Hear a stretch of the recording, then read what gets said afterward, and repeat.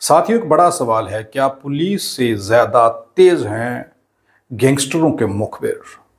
क्या उनके मुखबिर और सूत्र पुलिस से ज्यादा जानकारी रखते हैं कि पुलिस अगला कदम क्या उठाने वाली है? उस कदम से पहले क्या गैंगस्टरों को, माफिया को ये पता चल जाता है कि पुलिस अब क्या करने वाली है? ये मैं ऐसे ही नहीं कह रहा हूं, ये चर्चा चल रही है। पीएसआई दीपक शर्मा की शहादत एक बड़ा सवाल खड़ा कर रही है। यह सवाल क्या है? यह सवाल हर एक आम और खास के दिमाग में उठ रहा है। हर इंसान अब ये सोच रहा है कि आखिर कैसे एक पुलिस ऑफिसर की गैंगस्टर हत्या कर सकते हैं। इससे पहले जम्मू में ऐसा वाकया नहीं हुआ था। ये जो वाकया हुआ है, इस वाकया पर सब लोग चर्चा कर रहे हैं। खासकर सांबा इलाके में इसकी चर्चा ज्यादा हो रही है। लोग यहां तक बातें कर रहे हैं कि क्या पुलिस के मुखबिरों से, उनके सूत्रों से कहीं ज्यादा एडवांस हैं गैंगस्टरों के सूत्र, गैंगस्टरों के मुखबिर या गैंगस्टरों का नेटवर्क? क्या माफिया पुलिस से दो कदम आगे चल रहा है? चाहे जो भी हो, लोगों की ये अटकलें, लोगों की ये चर्चा सोचने पर मजबूर करती है। वाकई में कोई छोटी बात नहीं है कि एक पुलिस के ऑफिसर को कुछ गैंगस्टर आते हैं और उसे मार करके चले जाते हैं, उसकी हत्या कर देते हैं, उन्हें शहीद करके चले जाते हैं। ये एक सवाल उठ रहा है, ये सवाल बार बार पूछ रहा है हर वो व्यक्ति, जो व्यक्ति इस खबर को देख रहा है। वो ये सोच रहे हैं और ये पूछ रहे हैं कि आखिर कैसे एक पुलिस ऑफिसर को कुछ गैंगस्टर आकर के शहीद करके चले जाते हैं और वो मौके से फरार हो जाते हैं।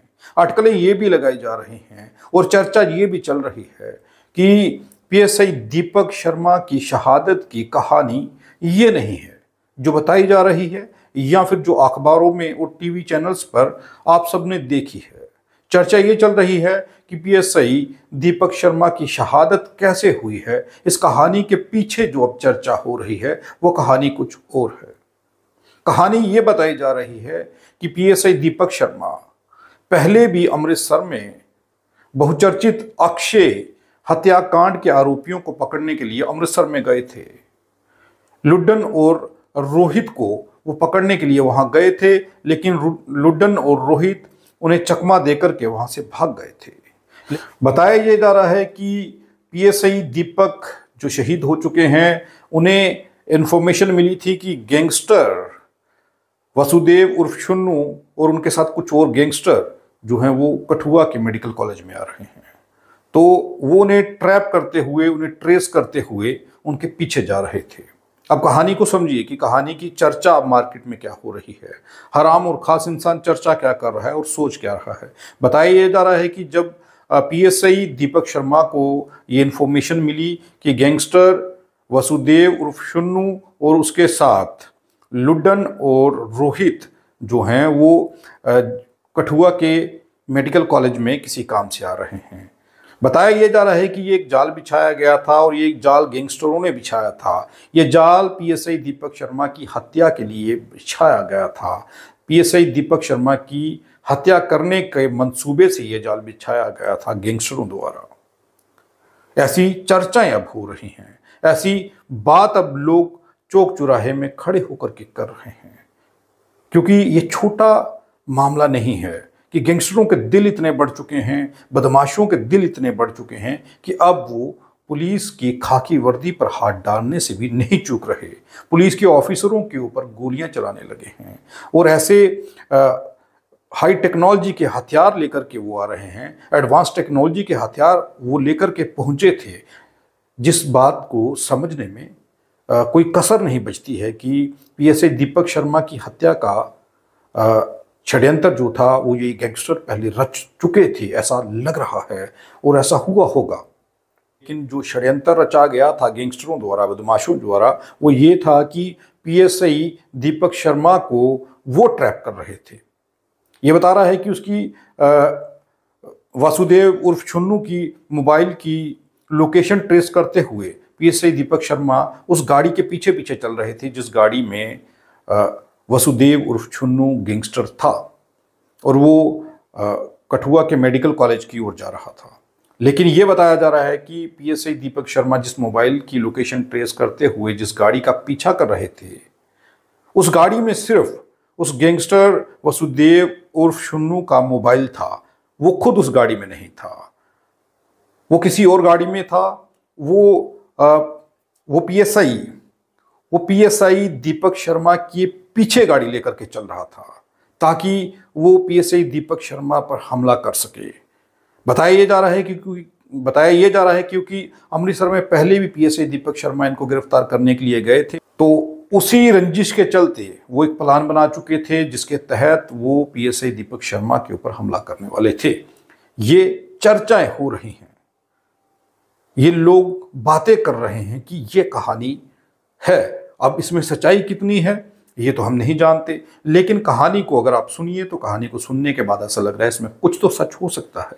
कैसे एक पीएसआई दीपक शर्मा वहां पहुंचते हैं और वो उनकी मोबाइल लोकेशन, गैंगस्टरों की मोबाइल लोकेशन ट्रेस करते हुए उनके पीछे पीछे चलते हैं। और इस कहानी को समझने में ज़्यादा मुश्किल नहीं हो रही कि अगर वसुदेव उर्फ शुन्नू गैंगस्टर उस गाड़ी में होता तो दीपक उनका इनकाउंटर कर सकते थे। हालांकि डीजीपी आर स्वेन ने ये कहा है कि पुलिस उनका इनकाउंटर करने नहीं गई थी, पुलिस उन्हें गिरफ्तार करने के लिए गई थी। क्या पुलिस के पास ये इन्फॉर्मेशन नहीं थी कि उनके पास हथियार हैं, वो उनके ऊपर पलटवार कर सकते हैं? ये एक सवाल है। अब जो लोग बातें कर रहे हैं उन बातों को समझते हुए समझ आ रहा है कि क्या पीएसआई दीपक शर्मा के लिए गैंगस्टरों ने जाल बिछा रखा था? क्या वो पहले से तैयारी कर करके आए थे कि पीएसआई दीपक शर्मा के ऊपर हमला करना है और उनकी जान लेनी है? क्या पीएसआई दीपक शर्मा को गुमराह किया गया था? क्या वो गैंगस्टरों को ट्रेस कर रहे थे या गैंगस्टर उन्हें ट्रैक करते हुए उनकी हत्या, उन्हें शहीद करने का प्लान बना करके जो पहुंचे थे वो अपने मंसूबों में कामयाबी की ओर बढ़ रहे थे? अब ये कहा जा रहा है कि जो आगे गाड़ी चल रही थी, जिस गाड़ी में वसुदेव उर्फ शुन्नू का मोबाइल था, जिस मोबाइल की लोकेशन को ट्रेस करते हुए पीएसआई दीपक शर्मा जो हैं वो गाड़ी का पीछा करते करते आ रहे थे, लेकिन उस गाड़ी में शुन्नू गैंगस्टर नहीं था। शुन्नू गैंगस्टर पीछे एक और गाड़ी में आ रहा था, जो गाड़ी पीएसआई दीपक को ट्रैक करते हुए आ रही थी। और जैसे ही वो कठुआ मेडिकल कॉलेज के अंदर जाते हैं और पीएसआई दीपक को ये लगता है कि आगे वाली गाड़ी में जिसमें मोबाइल था उसमें ही शुन्नू गैंगस्टर है। वो शुन्नू गैंगस्टर को पकड़ने के लिए जैसे ही गाड़ी से निकलते हैं तो इस दौरान दीपक के ऊपर गोली चला देता है शुन्नू गैंगस्टर, वसुदेव शुन्नू गैंगस्टर, जो अक्षय हत्या कांड का आरोपी था, जिसने इस सारे घटनाक्रम को अंजाम दिया था। और उसके 2 साथी उसके साथ में थे जिन्हें पकड़ने के लिए पीएसआई दीपक पहुंचे थे। क्योंकि पुलिस का ये दावा है, डीजीपी ने ये आर स्वेन ने ये कहा है कि पुलिस इनकाउंटर करने नहीं गई थी, वो उन्हें गिरफ्तार करने गई थी। अब पुलिस इस घटना के बाद एक्टिव हुई है और इन 2 गैंगस्टरों को ढूंढ रही है। ये 2 इनामी बदमाश जो हैं, जिनका पोस्टर पुलिस ने जारी किया है, इन दोनों को ढूंढ रही है और बड़ी जल्दी पुलिस इन्हें पकड़ करके मेरे ख्याल से इनका एनकाउंटर करेगी। क्योंकि इन लोगों की वजह से जम्मू का अमन और चैन जो है वो भंग हुआ है, जम्मू का अमन और चैन जो है वो कहीं खो गया है। कोई भी अपने आप को महफूज और सुरक्षित नहीं समझ रहा। हालांकि जम्मू कश्मीर के डीजीपी आर स्वेन ने जो एक आश्वासन दिया है, एक दावा किया है कि गैंगस्टरों को बख्शा नहीं जाएगा, माफियाओं को बख्शा नहीं जाएगा, उनके ऊपर सख्त कार्रवाई की जाएगी। और हम किसी भी प्रकार का कोई विज्ञापन नहीं लेते हैं, हम आज़ाद पत्रकारिता करते हैं। अगर आप चाहते हैं कि आज़ाद पत्रकारिता जिंदा रहे तो आरटीआई इंडिया न्यूज़ का आर्थिक सहयोग करें ताकि आरटीआई इंडिया न्यूज़ आज़ाद पत्रकारिता करता रह सके।